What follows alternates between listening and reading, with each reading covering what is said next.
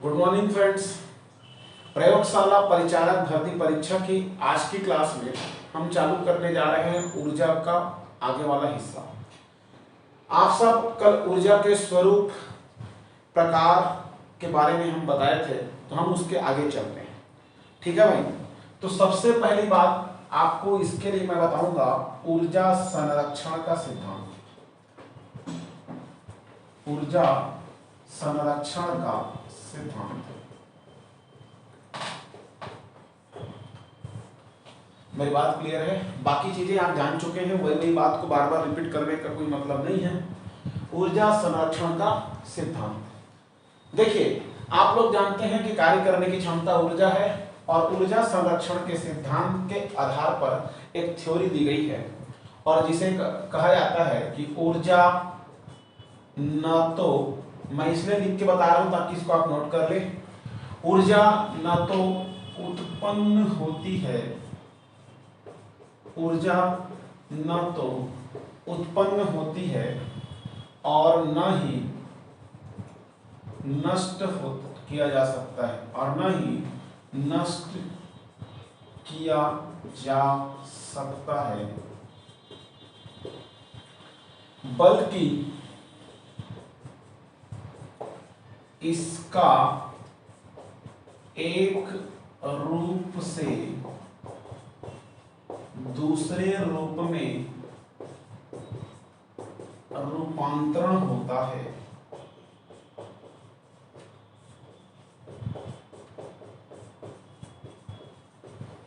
ठीक है भाई। ऊर्जा न तो उत्पन्न होती है और न ही नष्ट किया जा सकता है, बल्कि इसका एक रूप से दूसरे रूप में रूपांतरण होता है। Energy can neither be created nor be destroyed, but it changes from one to another। आ रहा बात समझ में? ऊर्जा एक रूप से दूसरे रूप में स्थानांतरण होती है, अर्थात कुल ऊर्जा नियत होगी। मेरी बात क्लियर? बट उसके फॉर्म्स में, उसके रूप में परिवर्तन होता है। जैसा कि आप सब जानते हैं कि ऊर्जा के विभिन्न स्वरूप हैं। रासायनिक ऊर्जा, तापीय ऊर्जा, विद्युत ऊर्जा, यांत्रिक ऊर्जा, नाभिकीय ऊर्जा, ठीक है, कभी कभी भूतापीय ऊर्जा, ये सब ऊर्जा, सौर ऊर्जा, जल ऊर्जा, पवन ऊर्जा, वायु ऊर्जा, ये सब ऊर्जा के स्वरूप हैं और हम इन स्वरूपों का भी अध्ययन करेंगे। पहले अपन ये जान लें कि ऊर्जा न तो उत्पन्न होती है और न ही नष्ट किया जा सकता है, बल्कि इसका एक रूप में दूसरे रूप में रूपांतरण होता है। और हर वो चीज जो ऊर्जा का एक रूप से दूसरे रूप में रूपांतरण होता है, ठीक है, कुछ मशीन करेगा, कभी कोई केमिकल रिएक्शन करेगा। तो पहले अपन ऊर्जा के विभिन्न स्वरूपों की बात करते हैं, फिर अपन ऊर्जा रूपांतरण कैसे होता है, क्योंकि व्यापम और पीएससी का फेवरेट टॉपिक है ऊर्जा का रूपांतरण। वहां से प्रश्न जनरली आता ही आता है। पीएससी प्रीलिम्स में भी देखा जाता है, व्यापम के भी अन्य परीक्षाओं में देखा जाता है। तो चलिए अपन बात करते हैं ऊर्जा के स्वरूपों का।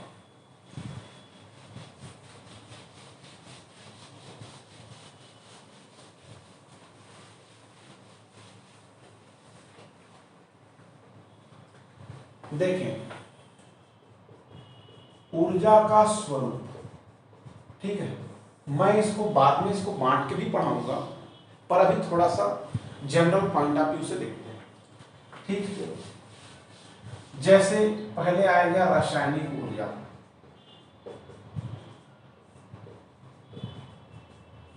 रासायनिक ऊर्जा मतलब जब किसी तत्व होते हैं, किसी तत्वों के बंध के टूटने से या कोई रिएक्शन होने से जो ऊर्जा की प्राप्ति होती है, इसको आपको जनरल पॉइंट ऑफ व्यू में जानना है कि होता क्या है। यहाँ से कोई विशेष प्रश्न बनने की संभावना नहीं है, क्योंकि पूरे टॉपिक से लगभग 11 से 12 टॉपिक हैं और 15 प्रश्न आने हैं। तो पर टॉपिक 1 से 2 प्रश्न ही बनते हैं। मेरी बात क्लियर? तो एकदम बेसिक वाला, हाँ, पर कभी कभी सरल प्रश्न बनने की गुंजाइश होती है, जो बनना ही बनना है। तो रासायनिक ऊर्जा कभी कभी किसी तत्व के अणु के बंध के टूटने से, किसी केमिकल रिएक्शन के होने से जो ऊर्जा की प्राप्ति होती है, वो रासायनिक ऊर्जा कहा जाता है। मेरी बात क्लियर? रासायनिक ऊर्जा के बाद एक होता है विद्युत ऊर्जा। क्या होगा? विद्युत ऊर्जा। मेरी बात क्लियर? जहां पे विद्युत की जरूरत होती है, इलेक्ट्रिकल सप्लाई होता है, उसके द्वारा किसी कार्य को, भाई ऊर्जा क्या है? कार्य करने की क्षमता। तो जब किसी कार्य को किसी विद्युत के माध्यम से, विद्युत के सप्लाई के द्वारा संपादित किया जाता है, वहां विद्युत ऊर्जा का रूप दिखने को मिलता है। एक आता है तापीय ऊर्जा। क्या आएगा?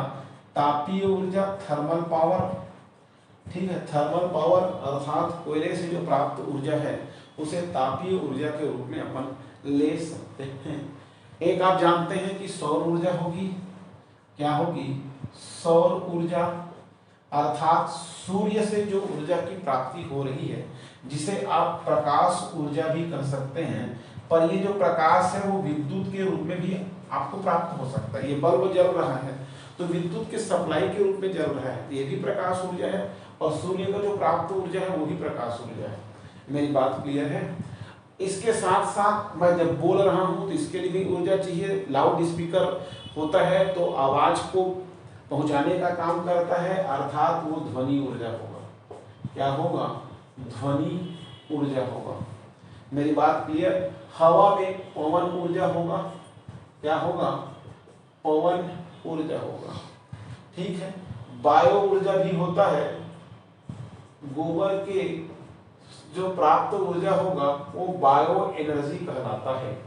इसके साथ साथ किसी तत्व के नाभिक में भी ऊर्जा की प्राप्ति होती है, और आज के दौर में नाभिकीय ऊर्जा का रूप भारत प्राप्त कर रहा है, क्योंकि नाभिकीय ऊर्जा भविष्य का ऊर्जा के रूप में गिना जाता है। तो यहाँ पे नाभिकीय ऊर्जा की बात भी मैं कर रहा हूं। आ रहा बात समझ में? ये छोटे छोटे, माने सॉरी छोटा छोटा कहना गलत है, ये सभी ऊर्जा के स्वरूप हैं। ठीक है सभी कार्य को संपादित करने के लिए। रासायनिक ऊर्जा, विद्युत ऊर्जा, तापीय ऊर्जा, सौर ऊर्जा, ध्वनि ऊर्जा, पवन ऊर्जा, वायु ऊर्जा और या नाभिकीय ऊर्जा, इन सभी ऊर्जा को अपन को डिटेल में पढ़ना है। ठीक है, ताकि प्रश्न यहाँ से बन सके। ठीक है, तो इसके लिए सबसे पहली बात, ऊर्जा का कौन सा रूप किस रूप में परिवर्तित होता है ये हमको जानना है। ठीक है, क्योंकि ऊर्जा संरक्षण का सिद्धांत हमें यह बताता है कि ऊर्जा न तो उत्पन्न होती है न ही नष्ट होता है, बल्कि इसका रूपांतरण एक रूप से दूसरे रूप में होता है, अर्थात उसके स्वरूप में परिवर्तन होता है। रासायनिक ऊर्जा बदल जाती है किसी दूसरे ऊर्जा में, विद्युत ऊर्जा बदल जाती है किसी दूसरे ऊर्जा में। मेरी बात क्लियर? सीजीपीएससी व्यापम और सीजी व्यापम दोनों परीक्षाओं का एक ट्रेंड रहा है कि ऊर्जा का कौन सा रूप किस रूप में बदलता है, उस पर एक युक्तियां हैं, 4-5 युक्तियां हैं, उसी से ही प्रश्न जनरली आते हैं, एक दो पढ़ भी सकते हैं। जैसे विद्युत मोटर, क्या है? विद्युत मोटर, विद्युत जनरेटर, विद्युत बल्ब, विद्युत सेल, लाउड स्पीकर। ये 5-6 ऐसे युक्तियां हैं जो परीक्षाओं का फेवरेट बना हुआ है। ठीक है, विद्युत मोटर। अब हमको ये जानना है कि इन युक्तियों में ऊर्जा का कौन सा रूप किस रूप में बदलता है, अर्थात इनका प्रारंभिक ऊर्जा का स्वरूप क्या था और इनका अंतिम ऊर्जा का स्वरूप क्या होगा। ठीक, जब ऊर्जा काम करना है, जैसे कि आप मोटर की बात करते हैं, मोटर को आप सप्लाई से विद्युत या इलेक्ट्रिसिटी देते हैं, जैसे ही चालू करते हैं मोटर चालू होता है, पानी बाहर आता है, अर्थात काम हुआ। जहाँ पे कार्य होना पाया जा रहा है वहाँ पे यांत्रिक, जहाँ पे बल लग रहा है वो यांत्रिक ऊर्जा होगा, और जहाँ पे विद्युत दे रहे हैं वो विद्युत ऊर्जा हो रहा है। कुल मिला के जो विद्युत मोटर हुआ वो विद्युत ऊर्जा को, किसको? विद्युत ऊर्जा को यांत्रिक ऊर्जा में कन्वर्ट कर रहा है, यांत्रिक ऊर्जा में बदल रहा है। विद्युत मोटर विद्युत ऊर्जा को यांत्रिक ऊर्जा में बदल रहा है। मैंने लगभग 10 से 12 परीक्षाओं में इस प्रश्न को पाया है कि विद्युत ऊर्जा को यांत्रिक ऊर्जा में बदलने वाली युक्ति कौन सी है। मेरी बात मेरे समझ में आ रहा है? वो विद्युत युक्ति कौन सी है? तो कौन सा है? विद्युत मोटर। इसके बाद बात आता है जनरेटर की। विद्युत जनरेटर को डायनेमो भी कहा जाता है। क्या कहा जाएगा? डायनेमो। डायनेमो डायनेमो इसका उल्टा काम करता है। ठीक है, विद्युत मोटर के जस्ट अपोजिट जनरेटर उस पे काम करेगा, अर्थात ये यांत्रिक ऊर्जा को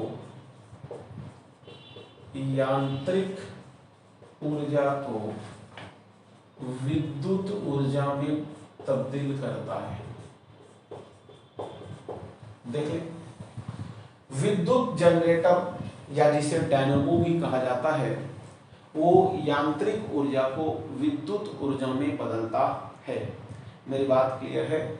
फिर जब आएगा विद्युत बल्ब, तो देखो भाई, जो बल्ब जल रहा है, ये ट्यूबलाइट जल रहा है, आप सप्लाई दे रहे हैं विद्युत, और हमको ये क्या दे रहा है? लाइट, प्रकाश दे रहा है। अर्थात विद्युत ऊर्जा किसमें तब्दील हो रहा है भाई? प्रकाश ऊर्जा में। कहाँ पे? विद्युत बल्ब में। ठीक है भाई।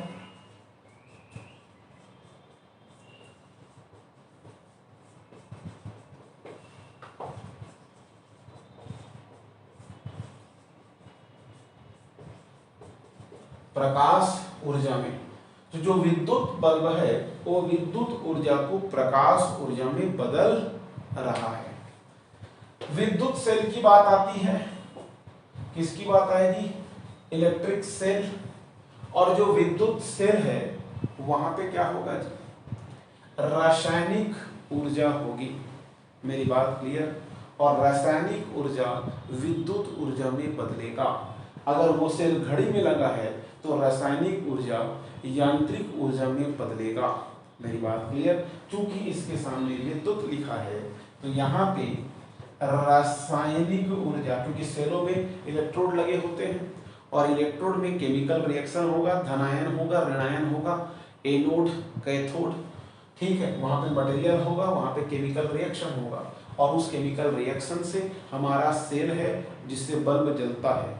मेरी बात क्लियर? तो प्राप्त होने वाली ऊर्जा प्रकाश ऊर्जा है और दी गई ऊर्जा क्या है? रासायनिक ऊर्जा। अर्थात विद्युत सेल में रासायनिक ऊर्जा को प्रकाश ऊर्जा में तब्दील किया जाता है। मेरी बात क्लियर है? विद्युत सेल में रासायनिक ऊर्जा को प्रकाश ऊर्जा में तब्दील किया जाएगा। अब लाउड स्पीकर है। लाउड स्पीकर में क्या होगा? ठीक है, प्राप्त होने वाला चीज ध्वनि है और दिया जाने वाला चीज क्या है? लाउड स्पीकर किससे चलता है? विद्युत से। तो विद्युत ऊर्जा ध्वनि ऊर्जा में तब्दील होगा। मेरी बात क्लियर है?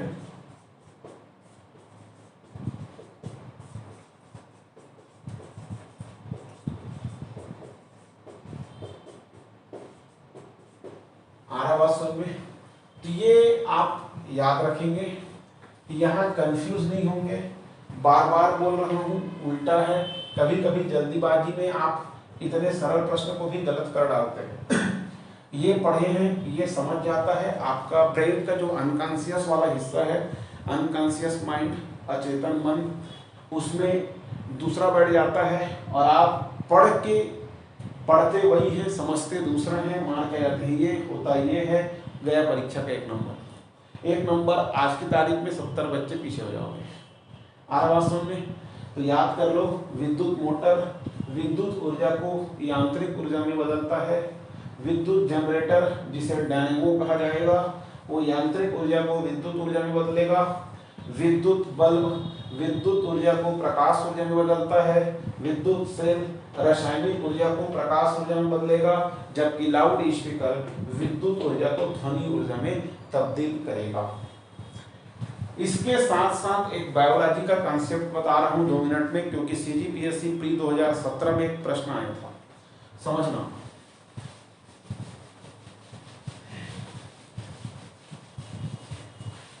देखिए आप लोग ये मत समझना कि मैं पीएससी के प्रश्न को, आईटीआई प्रिंसिपल के प्रश्न को या व्यापम की अदर परीक्षाओं के प्रश्न को यहाँ लिख रहा हूँ तो बताया जा रहा है। अरे भाई उच्च शिक्षा विभाग ने अभी तक कोई परीक्षा कराया नहीं है, तो अपन इस अनुमान पर चलेंगे कि व्यापम की परीक्षा और पीएससी की परीक्षा में जो प्रश्न आए हैं इस टॉपिक को लेकर के, वही प्रश्न या उसी के जैसा प्रश्न हमारे परीक्षा में आएगा, ठीक है। और वो एक मार्गदर्शक की भूमिका में होगा।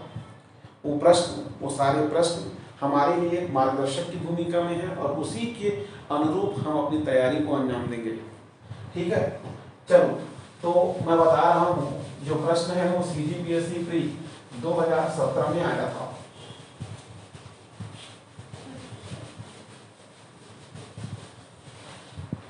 देखिए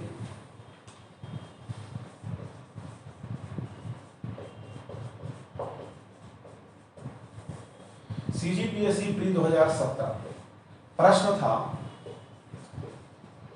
प्रकाश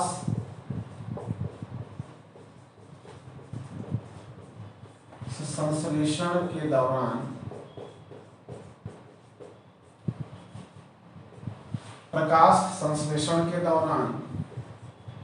ऊर्जा का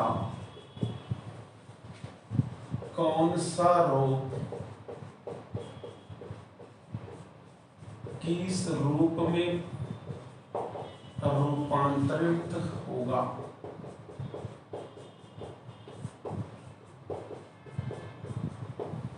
आवासन में प्रश्न है सीजीपीएससी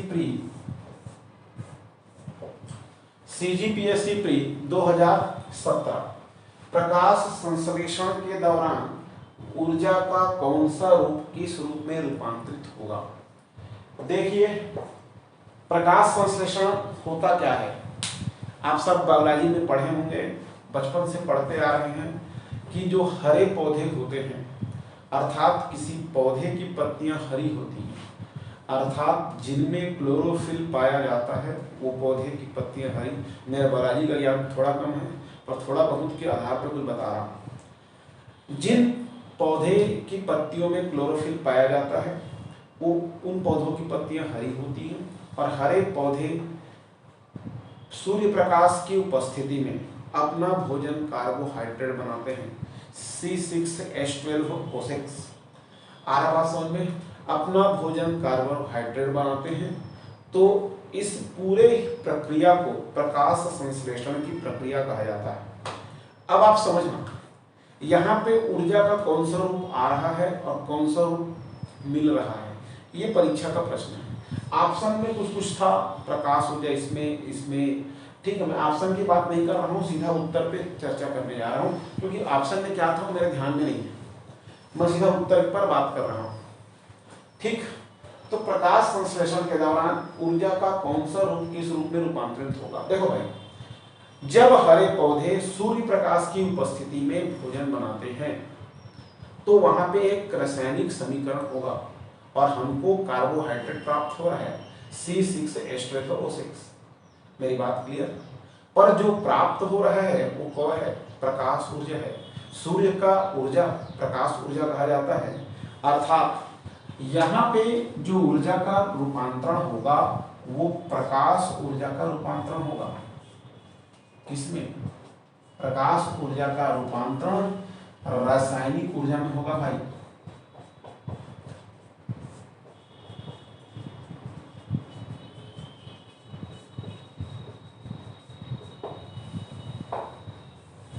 आई बात समझ में, प्रकाश ऊर्जा का रूपांतरण कहाँ होगा, रासायनिक ऊर्जा में होगा। और ये परीक्षा का प्रश्न था, बन जाएगा। और मैं आपको बता दूं ये ऑप्शन में नहीं था, ये ऑप्शन में नहीं था। उसके बदले में ऑप्शन उस समय पीएससी में 5 ऑप्शन हुआ करते थे और ऑप्शन ई में था इनमें से कोई नहीं। अर्थात जो 4 विकल्प थे वो दूसरे टाइप के थे और ये उसका उत्तर था और इसका उत्तर आता इनमें से कोई नहीं, क्योंकि ये विकल्पों में नहीं था। में तो उस समय परीक्षा थोड़ा और कठिन हो जाया करता था क्योंकि एक विकल्प होता था हर प्रश्न में, इनमें से कोई नहीं, ठीक है। अब हमको बहुत कम देखने को मिलता है, 100 प्रश्नों की परीक्षा में 2 से 3 प्रश्न भी इनमें से कोई नहीं वाला ऑप्शन होता है, और वो भी चौथे ऑप्शन में होता है, पहले 5 ऑप्शन में होता था, तो कठिन था परीक्षा। अब अपेक्षाकृत सरल हुआ है, पर कंपटीशन बढ़ा है। किसी परीक्षा के सरल होने या कठिन होने से कंपटीशन पर प्रभाव नहीं पड़ता, ठीक है। पहले लोग 80 पाके फेल होते थे, अब 90 पाके होते हैं, ठीक है, बस यही अंतर है, तो याद रखना। तो ये हो गया आपका ऊर्जा का स्वरूप। अब मैं बात करने जा रहा हूँ ऊर्जा को जो परंपरागत और गैर परंपरागत ऊर्जा के स्वरूपों में बांटा गया है, जिसे नवीनीकृत और अनवीनीकृत, क्षय और अक्षय ऊर्जा कहा जाता है, उस पर अपन चर्चा करते हैं। ये प्रश्न आपसे बनने होंगे।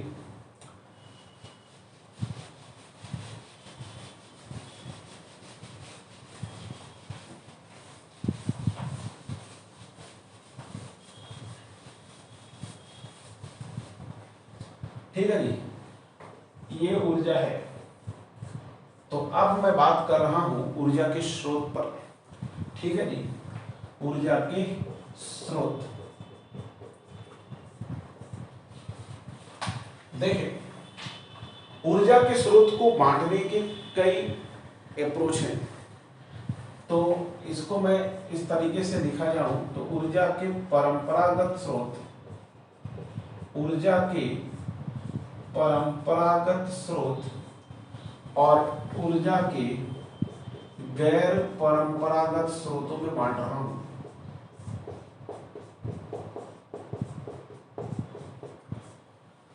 मेरी बात समझ में आ रही भाई?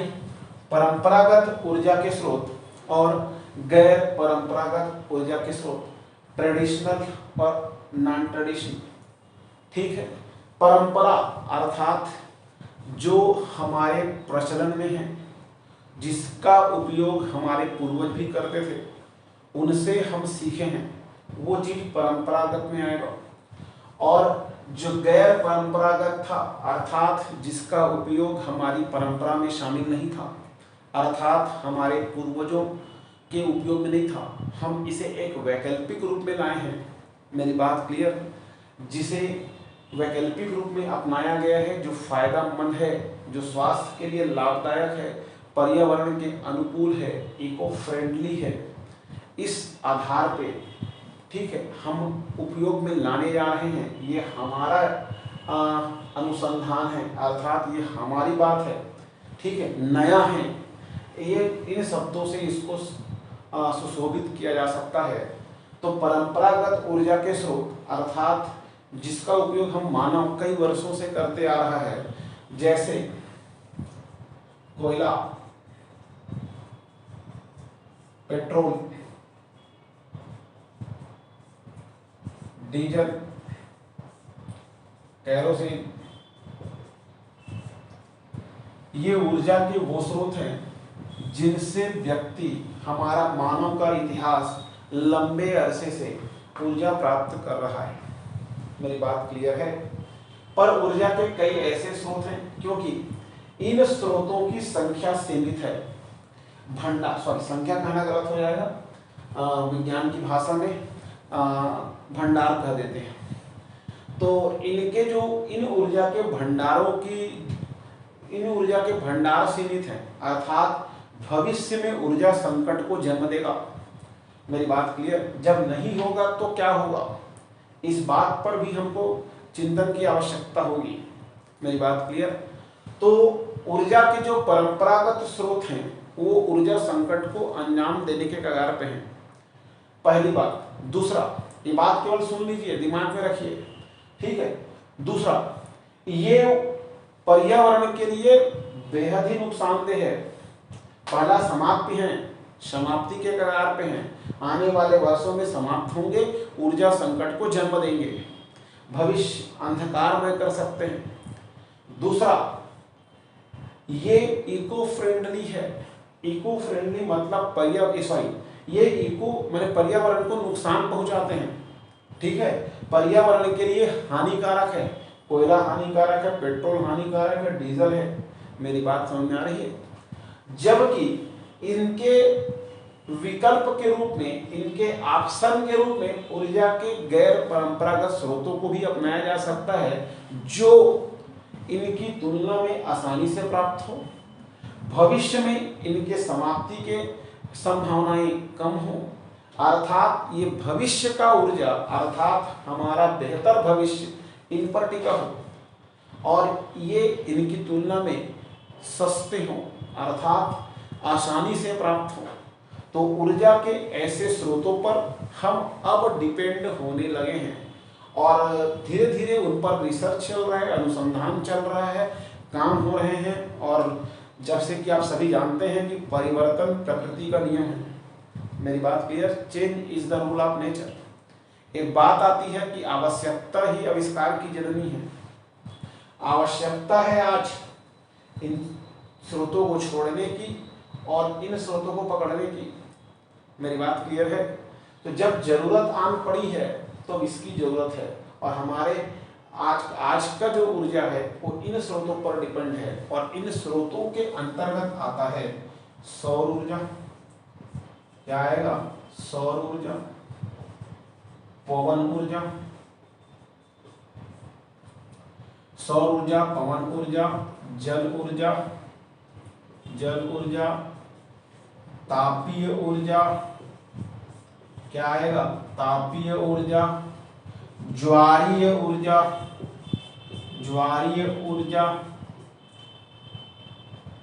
भूतापीय ऊर्जा, बायो ऊर्जा, फिर आएगा आपका नाभिकीय ऊर्जा,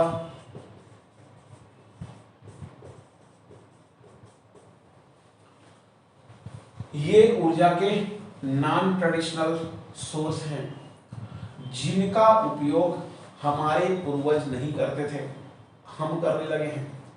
आर बात समझे। अब इनको दो आधारों में और बांटा गया है, नवीनीकृत और अनवीनीकृत। अंग्रेजी में रिन्यूएबल और नॉन रिन्यूएबल, मेरी बात क्लियर। नवीनीकृत अर्थात जिन स्रोतों का प्रकृति में चक्रण चले, अर्थात वो फिर से प्राप्त हो सके, वो क्या कहलाते हैं, नवीनीकृत ऊर्जा के स्रोत। और जिन स्रोतों का प्रकृति में चक्रण नहीं चलता, अर्थात एक बार उपयोग हुआ फिर नया रूप नहीं प्राप्त होगा, उसे कहते हैं अनवीनीकृत ऊर्जा के स्रोत। तो जो परंपरागत स्रोत हुआ करते थे वो अनवीनीकृत स्रोत थे, नॉन रिन्यूएबल एनर्जी सोर्सेस। और जो गैर परंपरागत, जिन पर आज का भविष्य टिका है, आने वाला कल टिका है, वो है नवीनीकृत ऊर्जा के स्रोत, नवीनीकृत ऊर्जा के स्रोत।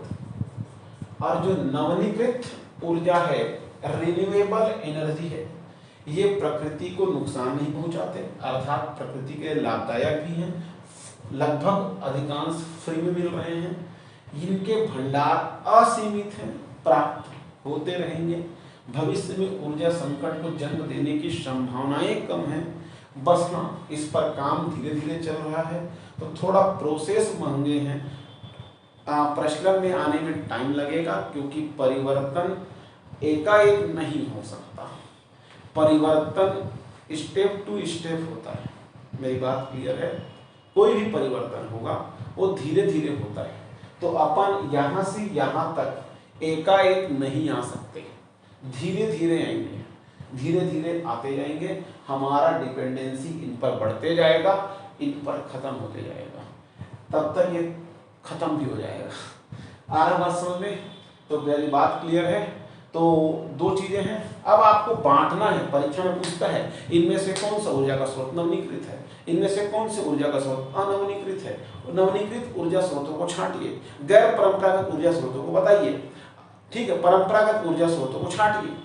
एक बात आता है, एक संस्था है CREDA, Chhattisgarh renewable energy development agency, Chhattisgarh राज्य अक्षय विकास अभिकरण। तो उसने एक टर्म दिया है कि उन्हें दो टर्म में बांटा है। जो अनवनीकृत है उसे क्षय ऊर्जा कहा है उसने। किसने? क्रेडा ने। छत्तीसगढ़ की एजेंसी है, Chhattisgarh renewable energy development agency. वो अनवनीकृत ऊर्जा स्रोतों को क्षय ऊर्जा का नाम देता है और अनवनीकृत ऊर्जा स्रोतों को अक्षय ऊर्जा कहा जाता है। आ रहा समझो? तो ये सब नामों का हेरफेर है। आपके मेन पॉइंट या तो ये है या तो फिर ये है। मेरी बात क्लियर? ये सिर्फ नाम है। परंपरागत कह लीजिए, अनवनीकृत कह लीजिए, क्षय ऊर्जा कह लीजिए, सब यही है। कोयला, पेट्रोल, डीजल, केरोसिन। गैर परंपरागत कह लीजिए, नवनीकृत बोलो या अक्षय ऊर्जा बोलो, है तो यही। सौर, पवन, जल, तापी, ज्वारी, भूतापी, वायु, नाभिकीय। मेरी बात समझ में आ रहा है? तो प्यारे भाइयों, ये आपका ऊर्जा के स्रोत है और मेरा अगला जो लेक्चर होगा उन सब के बारे में बताऊंगा। ठीक है? आज के लिए बस इतना ही। धन्यवाद।